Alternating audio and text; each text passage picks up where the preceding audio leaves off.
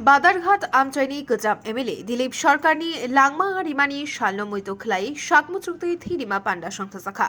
हास्तेनि मंत्री अक्रा डॉक्टर मानिक साहानि याग्रमई पांडा चेंगशै रिजाखा लगियो हास्ते बीजेपीनि आजुक फां राजीव भट्टाचार्य मेयर दीपक मजुमदारनो खबै कुबुनि आदंरक तंबाइखा पांडाओ मंत्री अक्रा बिनि ककलाम नारकथानि गजाम थुइजाक एमएलए दिलीप सरकारनि कथां तंमा जरानि सामुं तांमानि कग्रगनो खुरसाई ककलाम नारखा तै लुकुबुखाओ जुग जुग रुगै मुइतो तंरकनाय मारि कलांखा हिनि शाखा आबनो कारिबो हामक्राइनि सामुंगो तै लुकुचु बाथानि जुदा बदल हिनि खागै तनिवै माथाय सकताय रक याफारिया ओंया जतनि बान्ता बागथानि शाकथारिनो सामुं ताङै तंग हिनि बो शाखा সবাইকে নমস্কার শুভ সকাল প্রয়াত জননেতা স্বর্গীয় দিলীপ সরকার মহোদয়ের যে চতুর্থ প্রয়াণ বার্ষিকীতে এখানে রক্তদান শিবিরের আয়োজন রাখা হয়েছে এবং তাকে সামনে রেখে এখানে আজকে মঞ্চে যারা উপস্থিত আছেন ভারতীয় জনতা পার্টি ত্রিপুরা প্রদেশের माननीय सभापति श्री राजीव भट्टाचार्य महोदय उपस्थित आছেন আমাদের আগরতলা মিউনিসিপাল কর্পোরেশনের মাননীয় মেয়র শ্রী দীপক মজুমদার মহোদয় এবং একটু আগে যিনি এখানে এত সুন্দর স্মৃতিচারণ করলেন আমাদের সবার প্রিয় সোনুদা সাত রামনগরের মাননীয় বিধায়ক এবং পূর্বের ত্রিপুরা সরকারের মন্ত্রী শ্রী সুরজিৎ দত্ত মহোদয় উপস্থিত আপনাদের সবার প্রিয় এবং পবিত্র বিধানসভার এই কেন্দ্রের থেকে বিধায়িকা শ্রীমতী মীনা রানী সরকার উপস্থিত আরেকজন কমলা সাগরের মাননীয় বিধায়িকা এবারে নির্বাচিত হয়ে এসেছেন শ্রীমতী অন্তরা দেব সরকার এবং আমাদের সদর আরবান ডিস্ট্রিক্টের মাননীয় সভাপতি শ্রী অসীম ভট্টাচার্য মহোদয়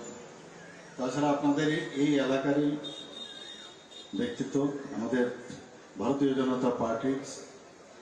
যিনি চিফ স্পোক্সপারসন শ্রী সুব্রত চক্রবর্তী শুনতাম সমস্ত কথা যে বাধারঘাট বলতেই দিলীপ সরকার এরকম একটা অবস্থা ছিল বাধারঘাট যে কোনো বিষয়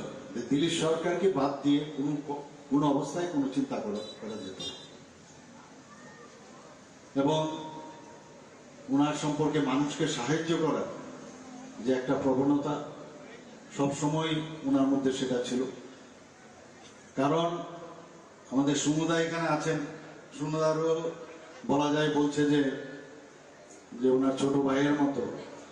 তো man is known by its companion ইংলিশে একটা কথা আছে সুনুদার